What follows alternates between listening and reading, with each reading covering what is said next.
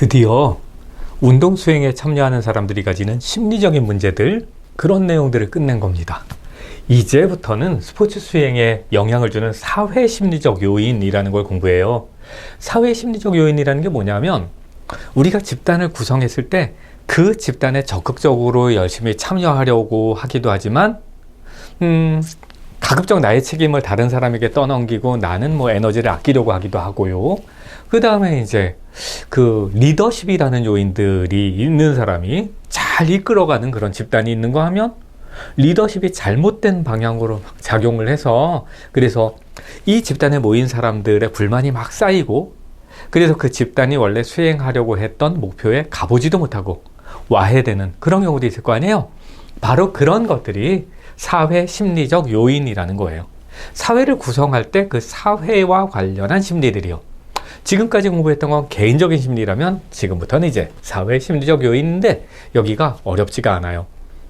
사회생활을 하면서 다들 한 번씩은 고민해 봤던 그런 내용들이거나, 아니면 이렇게 생각해 볼 수도 있어요. 우리가 언젠가 스포츠 시설을 운영하거나 스포츠 강습을 운영할 때가 있을 때, 그럴 때 어떻게 하면 이 사람들을 잘 뭉치게 할까? 어떻게 하면 이 사람들이 서로 질투하고 질시하고 혹은 서로 자신의 업적을 과시하기 위해서 너무 적극적인 행동을 하다가 그런 동선들이 겹치고 업무가 겹치고, 그래서 오히려 에너지가 낭비되는 일이 있을 텐데 그런 걸 막을 수 있을까? 이런 생각을 하면 공부가 쉬워질 겁니다. 자, 이제 그러면 그런 내용을 보러 가는데, 날개를 보니까 집단의 응집력이라는 걸 먼저 보나 보죠. 그죠? 집단의 응집력이 낮아지는 이유, 개선 방안, 이런 것들을 이론을 중심으로 한번 외워봅시다 라고 되어 있어요. 집단의 응집력이라는 게 뭐예요? 어떤 집단을 가면요, 이상하게 그 집단이 똘똘 뭉치는 경우가 있어요. 제가 어렸을 때, 저는 이제 형제가 4명인데 저희 형제들은 함부로 못 건드렸습니다. 왜냐하면 한 명이 맞고 오면 나머지 3명이 자동 출전하는 거거든요. 한 명이 맞고 오면 나머지 3명이 자동 출전해서 그 한 명 때리네, 걔네 집에 찾아가는 거야. 너 나와. 그러니까 우리 형제들은 그렇게 크면서 많이 누구한테 맞아보거나 하지는 않았어요. 항상 4명이 똘똘똘똘 뭉쳐서, 또 그걸 또 우리 어머니께서 굉장히 자랑스러워 하셨죠. 형제들이 잘 뭉친다고. 그런 집단이 있는가 하면 잘 안 뭉쳐지는 집단이 있어요. 제가 이 학원을 운영하면서 학원 선생님들이라는 분들하고, 물론 이제 각각의 학원을 운영하고 있는 사람들하고 그 교육 프로그램을 하나 만들자라고 모였던 적이 있는데, 약속 시간에 늦어. 누군가는 약속 시간에 항상 늦고요. 그 다음에 준비해 오기로 한 자료를 준비를 안 해와. 근데 누구는 자료를 준비해 오고 혹시나 해서 다른 사람의 자료를 추가해서 이렇게 조사를 해 오는데, 그 사람만 너무 힘들어, 맨날. 그리고 그 사람이 천사는 아니잖아요. 항상 불만이 쌓여. 그러다 결국은 깨진 적이 있어요.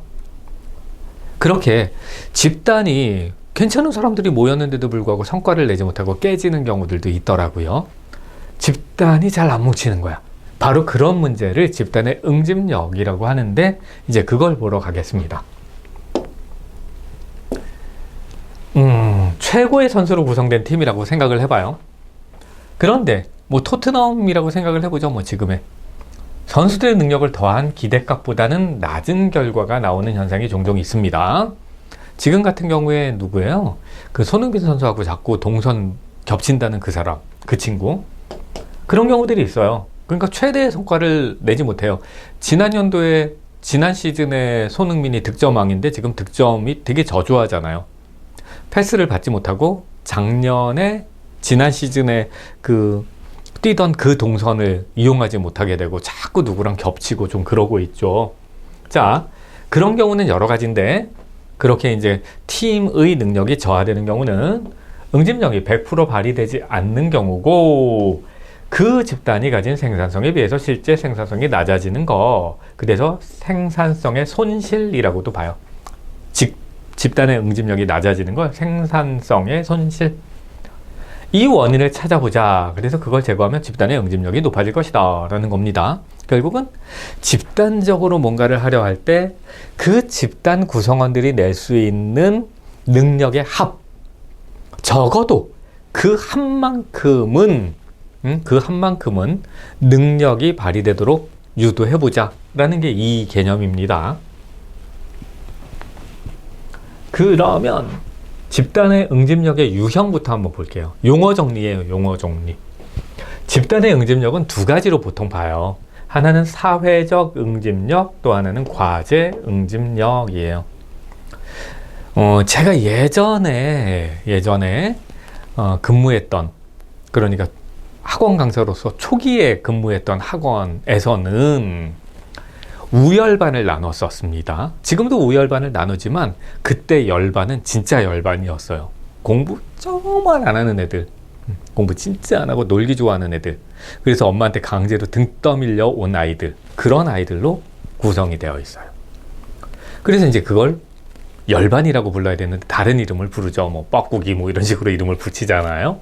그 다음에 이제 우반도 있어요. 우수한 아이들. 우반은 뭐 이런 식으로 서울 중위권반, 그리고 중상위권반, 최상위권반 뭐 이런 식으로 나눠요.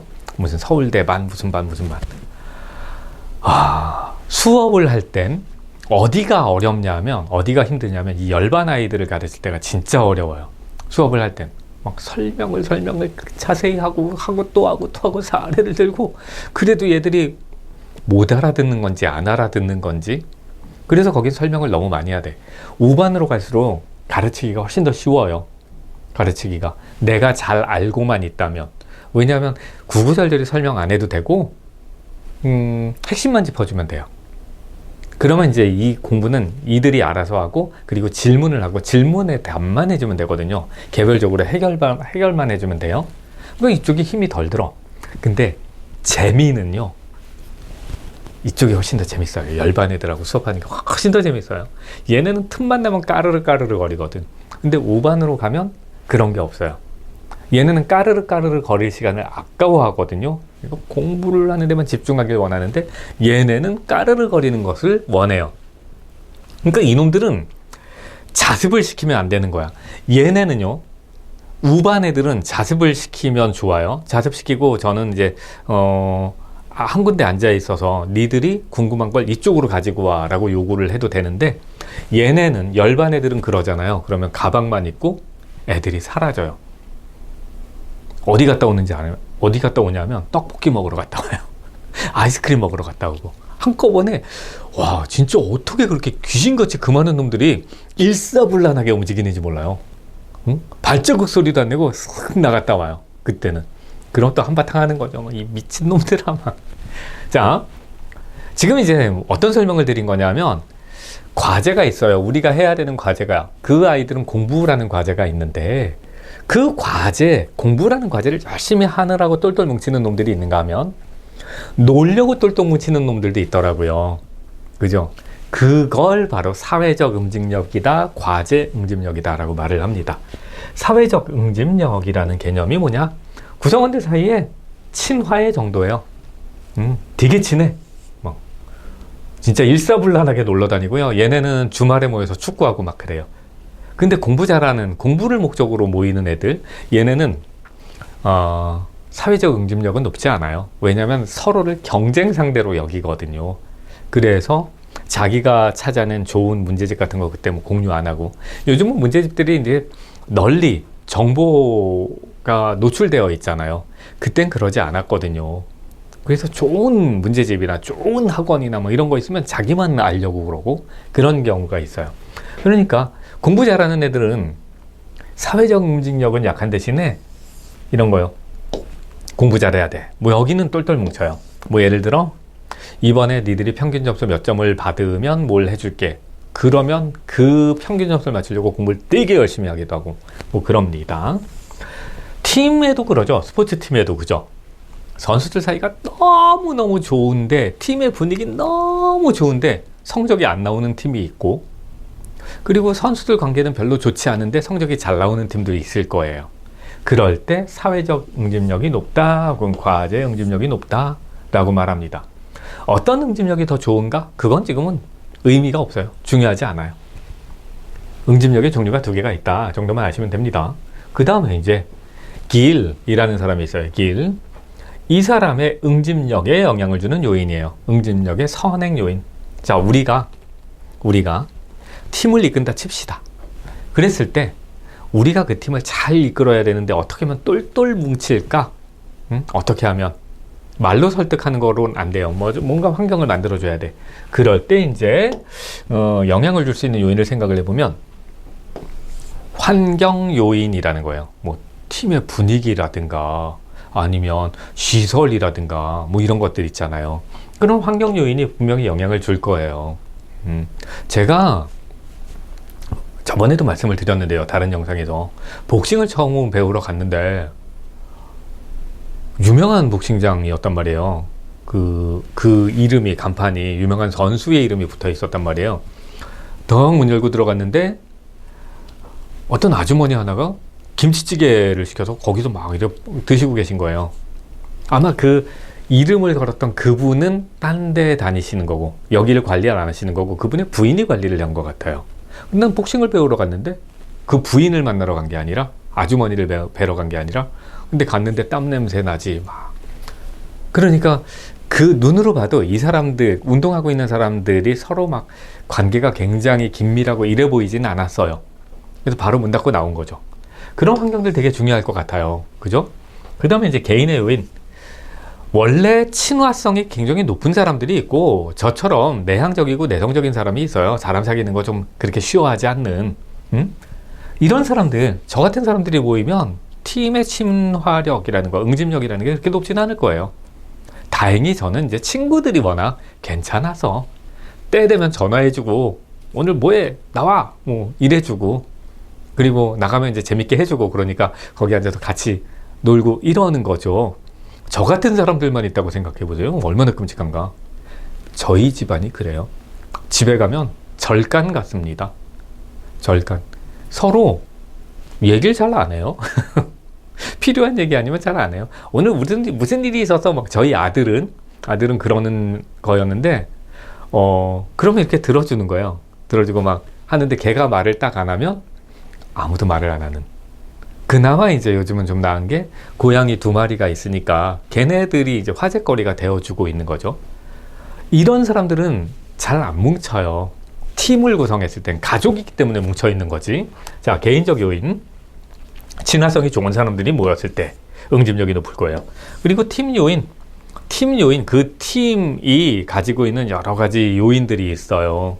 뭐 예를 들면 팀의 성적이라든가 아니면 팀의 위상이라든가 그리고 뭐 이런 것들도 있어요. 사실 이제 팀의 응집력을 높이기 위해서 상징물이라든가 유니폼 같은 것들을 막 갖춰 있기도 하고요. 그 다음에 이제 팀 안에 분위기가 민주적인가 아닌가 뭐 이런 것들도 중요할 것 같아요. 바로 그런 팀의 요인들이 응집력하고 상관을 가져요. 그 다음에 이제 리더십. 리더가 어떤 성향을 가졌는가? 독재적인가? 민주적인가? 아니면 그 형 동생 같은 느낌인가, 형 같은 느낌인가, 아버지 같은 느낌인가, 아니면 뭐 완전히 운영자의 마인드인가 등등등. 리더십의 여러 가지 형태가 있어요. 이건 뒤에서 어차피 해요. 그런데 그런 것들이 다 응집력에 영향을 줄 거라는 겁니다. 자, 이거 시험 문제에 나온 적이 있어요. 시험 문제에 나왔던 적이 있는데 길이라는 사람, 질이라고 읽어도 되는데요. 유럽 쪽에선 길이라고 읽고요. 주로 유럽 사람들이 이런 이름을 많이 쓰더라고요. 그 기타리스트 중에 길모어라는 사람이 있는데 그 사람도 이렇게 써요. 길이라고 읽어주고요. 이 사람이 말한 응집력의 영향 요인 그러면서 4개 영향 요인에 발음 너무 이상해. 영향 요인에 해당하는 거 해당하지 않은 거 하면서 나온 적이 있습니다. 그 문제가 바로 이겁니다. 이거예요. 길리 말한 4가지 요소에 해당하지 않는 거, 뭐, 등등등등등 그랬어요. 등등등등. 외웠죠? 그죠? 그죠? 그럼 뭐예요? 찾아보시고요. 답이 이거예요. 3번인 건 너무 쉬워. 그러면 이 3번이 어떤 말로 바뀌어져야 되는지를 찾아가서 외우시면 되는 거예요. 외우면. 그리고 다 표시하지 마시고 이틀이나 3일 후에 또 푸는 거예요. 그래서 자꾸 외우는 거지 뭐 어떡하겠습니까? 자, 그 다음에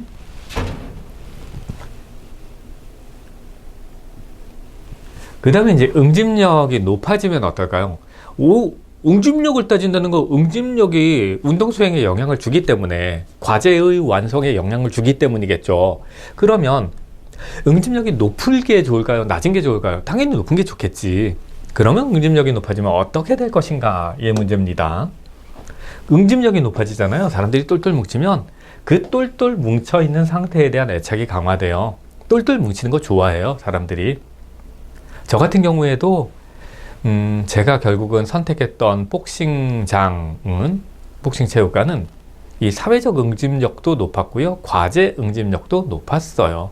사람들끼리 뭘 연습해, 그래서 언제 만나, 주말에도 원래는 체육관이 쉬는데 문을 열어달라, 우리한테 비번 알려달라, 우리 연습할래, 막 쫄라가지고 주말에 모여서 자기가 더 연습했던 거를 더 연습하기도 하고, 그걸 이제 서로 나누기도 하고 공유하기도 하고 막 그랬어요. 되게 재밌게 잘 놀았어요. 그때는 운동 끝나고 나면 가끔 술도 한잔하고. 자, 집단에 대한 애착이 되게 강화됩니다. 그러니까 복싱 체육관에 가는 게 즐거웠죠. 그 다음엔 구성원에 대한 영향력이 증대돼요. 이건 아마 리더의 입장에서 생각하시면 될 것 같아요. 이 응집력이 높아져 있는 상태라면 리더십이 잘 먹히는 거예요. 리더십이. 제가 아까 말씀드렸죠. 그 학원 강사 초기에 이 우열반이 있었을 때 열반 애들은 응집력이 되게 높아요. 무슨 응집력이 높아요? 사회 응집력이 높아요. 그러니까 얘네는 까르르 웃게 하잖아요. 그러면 되게 좋아요. 가끔가다 입에다 깎아 넣어주잖아요. 엄청 좋아요. 네. 그러면 이제 그런 행위들이 잘 먹히는 거예요. 얘네를 사고 안 치게, 학원을 그냥 계속 꾸준히 다니게 하기는 되게 좋은 거예요. 리더십이 잘 먹히거든. 재밌게만 해주면 되거든.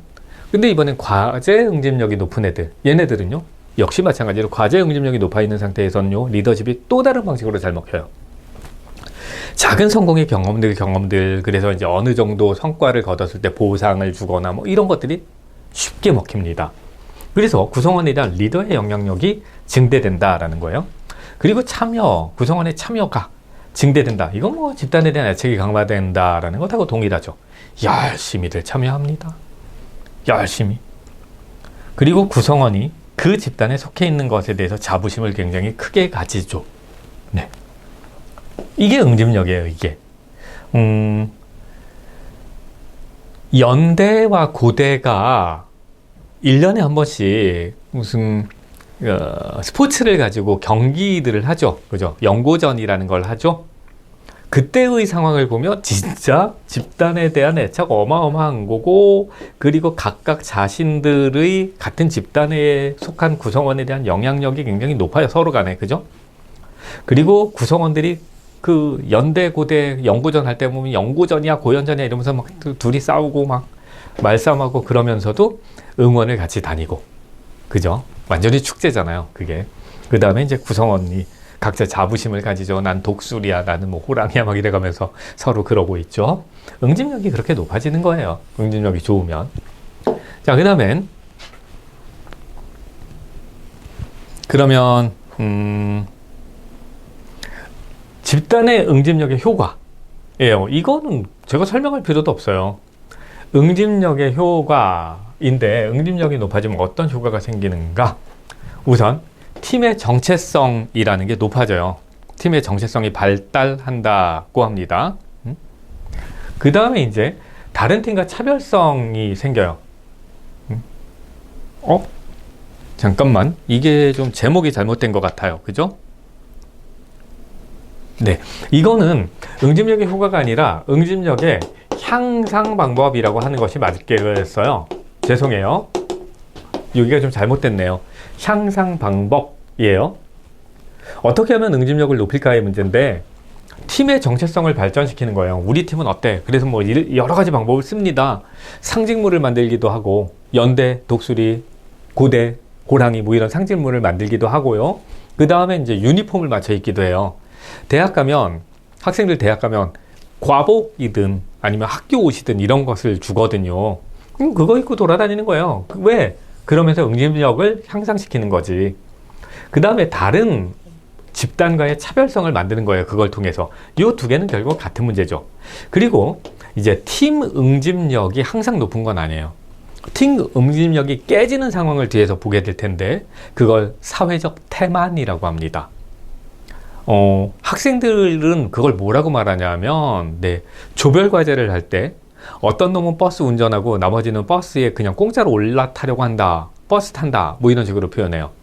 그러니까 조별 과제라는 건 같이 협력해서 뭔가를 해내야 되는데 협력하지 않고 그냥 올라타 있기만 하는 사람들이 있다는 거예요. 그럴 때 응집력이 약화되는 건데 그럴 때 응집력을 강화하려면 역할을 분명하게 너는 무슨 역할, 너는 무슨 역할 이렇게 지정해 주는 거죠. 그래서 이제 요즘은 학교 조별 과제에서도 PPT는 누가, 자료 준비는 누가, 발표는 누가 막 이런 식으로 명시하게 하더라고요. 그러면 역할이 분명해지는 거니까. 그 다음에 집단의 구조, 누가 명령권자고 지금의 단계에서는 누구는 그 명령을 수행해야 하고 뭐 이런 구조를 명확하게 하는 거, 그리고 실현 가능한 목표를 설정하는 거. 팀을 구성했는데 갑자기 이 초보팀인데 무슨 리그에서 우승하는 걸 목표로 삼는다? 말도 안 되는 거잖아요. 그러면 이룰 수 없는 목표이기 때문에 개인들이 노력을 안 하게 돼요.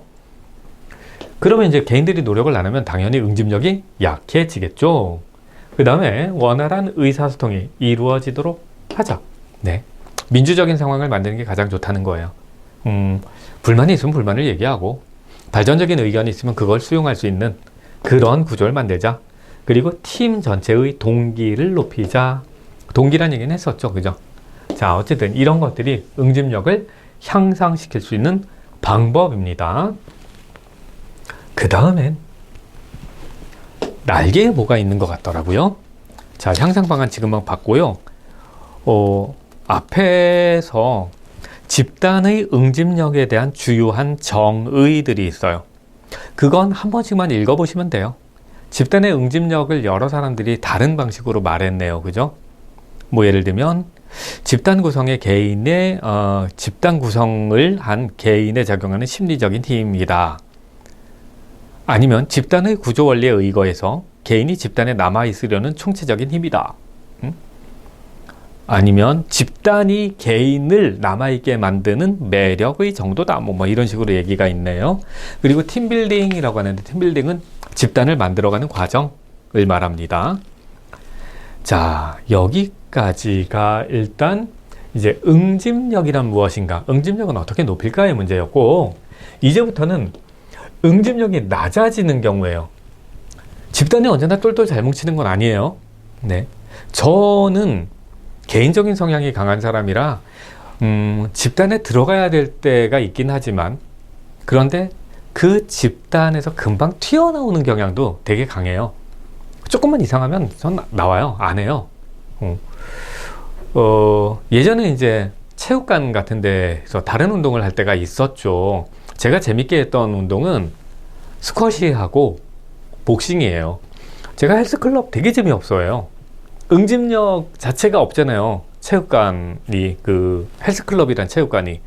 게다가 제가 최근에 1년을 끊고 3일 만에 3일 나가고 그냥 돈을 날린 그 체육관 같은 경우에는 회원 간에 서로 그 운동에 대한 조언을 못하게 하면 퇴출 뭐 이렇게 써 있으니까 그게 뭔지 모르겠어요. 자, 어쨌든 그러면 이제 거기에 계속 응집하에 있으려는 그런 경향은 좀 사라지겠죠. 자, 어쨌든 그러면 이제 응집력이 왜 낮아질까? 응집력이 낮아질까? 그리고 응집력이 낮아지는 건 이제 얘기를 했는데 응집력의 결과가 낮아지는 이유는 뭘까? 즉 사람들이 똘똘 뭉쳤는데 왜 그 성과가 좋지 않게 나올까의 문제예요. 요거부터 할게요. 요거부터. 동기 손실. 이게 제일 많아요. 집단에 속해 있는 구성원이 자신이 발휘할 수 있는 최대의 노력을 안 기울여. 에너지를 여러 가지로 아껴버려. 우리도 많이 그러죠. 그죠? 조별 과제든 아니면 뭐 팀 과제든을 뭔가를 할 때 내가 할 수 있는 100%의 노력을 안 하고 제가 해오겠지, 저 사람이 하겠지 뭐 이러면서 조금씩 미루잖아요. 그래서 이 실험은 이미 검증된 거예요. 한 사람이 100kg을 들 수 있어요. 100kg 정도를 들어 올리는 사람 5명을 뽑은 거예요. 그래서 500kg짜리 물건을 들으라 그랬더니 못 들더래요. 이상한데? 100kg을 드는 5명을 모았으면 당연히 곱하기 5 하면 500kg을 들 수 있어야 되는데 못 들더래요. 왜 그럴까요? 이것 때문에 그래요. 이것 때문에. 자신의 노력을 안 해. 그래서 생산성이 낮아져요. 여러 가지 이유가 있어요. 이 동기 손실이 일어나는 이유가. 두 번째는 이제 조정 손실이라는 건데, 구성원 사이에 협력의 타이밍이 맞지 않는 잘못된 전략을 가지는. 지금 토트넘에서 손흥민 선수하고, 걔는 누구예요? 뭐 패 어쩌고 저쩌고 하는 친구인데, 그 친구하고의 관계가 이거인 것처럼 보여요. 그 선수가 열심히 안 하는 거 아니에요. 손흥민도 열심히 해요. 둘 다 열심히 해요. 그런데 동선이 겹쳐서 열심히 해요. 그러니까 항상 둘이 이렇게 겹쳐. 그 넓은 운동장에서. 그러다가 이제 손흥민이 그 동선에서 밀려나서 원래 자기하고 안 맞는 동선에 가서 자꾸 가 있는 거죠. 자, 협력의 타이밍이 맞지 않아. 그리고 그건 전략의 문제인 것 같아요. 자, 그럴 때 이제 조정을 잘못해. 누가 조정해줘야 돼? 코치나 감독이 조정해줘야 되는데 그걸 잘 못해서 생기는 손실이라고 합니다. 그걸 조정 손실이라고 해요. 자, 우선 여기까지가 응집력의 문제입니다. 응집력. 이제부터는 뒤에서는 어떤 내용을 할 거냐면, 그러면 응집력이 낮아질 때 낮아지는 구체적인 이유들을 더 살펴보고, 그 다음에 그걸 어떻게 해결할 것인가, 그런 문제들을 공부하겠습니다. 우리는 앞에서 응집력의 개념을 공부했고요. 그리고 응집력이 낮아지는 이유를 크게 2가지로 봤어요. 그죠? 전략이 잘못 수립되었을 때, 그리고 참여하는 사람들의 동기가 약해졌을 때. 그런 내용을 봤는데, 지금부터는 그 동기 손실이라는 내용을 가지고 조금 더 구체적으로 살펴본다. 이렇게 생각하시면 좀 편할 것 같아요. 집단에 참여하는 사람들이 언제나 열심히 최선을 다하는 건 아니죠. 그래서 앞에서 말씀드린 것처럼 100kg을 거뜬히 드는 5명을 모아서 500kg을 들게 하면 못 든다니까요. 그건 실험으로 이미 검증이 된 내용이에요. 자, 왜 그럴까? 왜 그럴까? 학생들을 가르치다 보면 이제 학기 중간에, 최근에 좀 많이 그래요. 요즘이 그런 시즌인데 툴툴툴툴 거려요. 요즘은 중학교에서는 거의 중간고사라는 시험을 보지 않습니다. 기말고사를 한번 보고 말아요. 그러면 중간고사의 평가는 어떻게 하느냐면 수행평가나 아니면 조별과제를 줍니다. 그래서 조별로 뭔가 과제를 완성해 와야 되는데, 항상 가장 똑똑하고 적극적인 아이가 그걸 다 맡아서 하게 돼요. 나머지는 뭐예요? 나머지는 놀러 다녀. 근데 그 적극적이고 똘똘한 아이는 대개 여자애들이에요. 여자애들. 남자애들 중에는 드물고요. 여자애들이 그런 성향을 가진 경우가 많아요. 제가 보기엔. 그 여자애들이 맨날 하소연하는 거예요. 선생님! 너무 힘들어. 그래요. 뭐가 힘든데? 그러면 또 버스 운전해요. 이게 걔네들은 그걸 버스 운전이라고 그러더라고요. 그래? 힘들어? 딴 놈들은? 그럼 몰라요. 카톡도 잘 안 돼. 이러거든요. 그러면 이제 저보고 어떻게 하면 좋냐 그러면 저는 그래요. 카톡을 보내. 일단 증거를 남겨, 근거를. 그 다음에 시간을 정해, 시한을. 그리고 정확하게 뭐뭐뭐를 해와야 된다라고 내용을 명시해. 근데 안 해와? 그러면 어쩔 수 없어. 네가 버스 운전을 하기로 했으니까 네가 다 해야 돼. 대신에 발표 날에 그 내용이 있어야 해. 학교 선생님한테 그 내용을 인지시켜야 해. 이건 내가 다 했다고. 그래서 누구는 안 했음, 누구는 안 했음. 그럼 돼. 라고 얘기를 해주죠. 그러면 이제 걔가 좀 마음이 풀려요. 자, 어쨌든 그러면 걔가 버스 운전하고 있는 동안에 딴짓하다가 나중에 버스에 올라타려고 하는 녀석들은 왜 그러는 걸까요? 그걸 봅니다. 이제 그런 걸 사회적 태만이라고 합니다. 날개의 사회적 태만이라는 것이 있어요. 한번 보시죠. 집단에 속한 사람들이 공동의 목표를 달성하기 위해서 함께 일하는 상황에서 혼자 일할 때보다는 노력을 덜 들여. 노력을 안 해. 라는 거예요. 그리고 이제 이런 효과를 연구한 학자 이름이 링겔만이라는 사람이에요. 그래서 이런 현상을 링겔만 효과라고도 합니다. 링겔만 효과. 자, 사회적 태만하고 다 같은 말, 링겔만 효과라고도 하는데, 지금부터는 그러면 링겔만 효과가 왜 나타나는가를 보는 거고요. 할당 전략이라든가 무임승차라든가 최소화 전략, 그 다음에 반무임승차 전략, 이 용어 자체를 외우는 거에 그치는 것이 아니라 이것이 각각 가진 의미를 생각을 해보고요. 그 다음에 우리가 살면서 경험했던 상황들이 있어요. 우리도 에너지를 아꼈던 적이 있을 거고, 그것 때문에 열받았던 적도 있을 거고, 이러니까 그런 구체적인 사례를 통해서 답을 찾을 수 있도록 공부를 해 두셔야 돼요. 왜냐면 최근의 문제들은 다음 중 보기의 상황에 맞는 그 사회적 태만의 발생 원인은 무엇인가? 1번 할당, 2번 무임승차, 3번 최소화, 뭐 이런 식으로 나오니까요. 자, 구체적인 상황을 만들고 구체적인 상황을 통해서 이 개념을 이해하셔야 된다는 겁니다. 할당 전략이라고 해요. 할당 전략.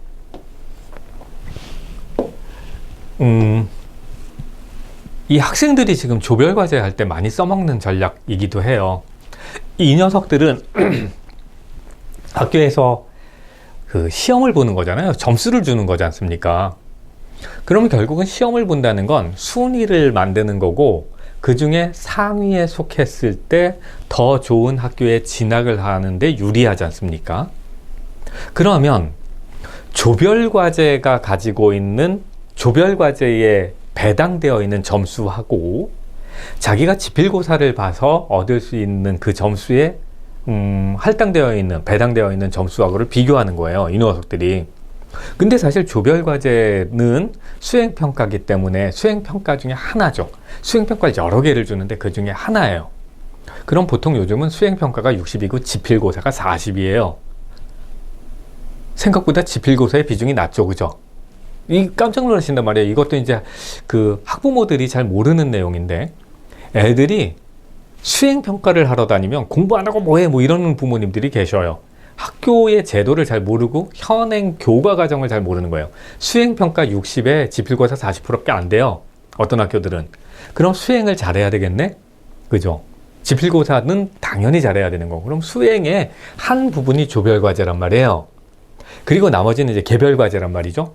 그러면 이놈들이 무슨 생각을 하는 거냐면, 나 나중에 지필고사 할 때 에너지 써야 돼. 그리고 개별과제로 나오는 수행평가에 에너지 써야 돼. 그럼 조별과제에선 약간 손해를 봐도 에너지를 아낄 거야. 이래버려요. 그렇게 자기의 에너지를 할당하는 과정에서 태만이 발생한다고 보면 할당 전략입니다.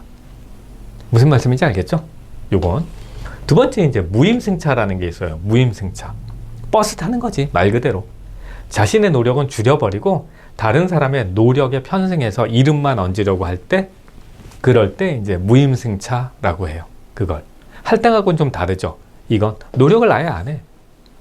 그냥 펑펑펑펑 놀아요. 그래놓고 이름 적어줘, 이래요.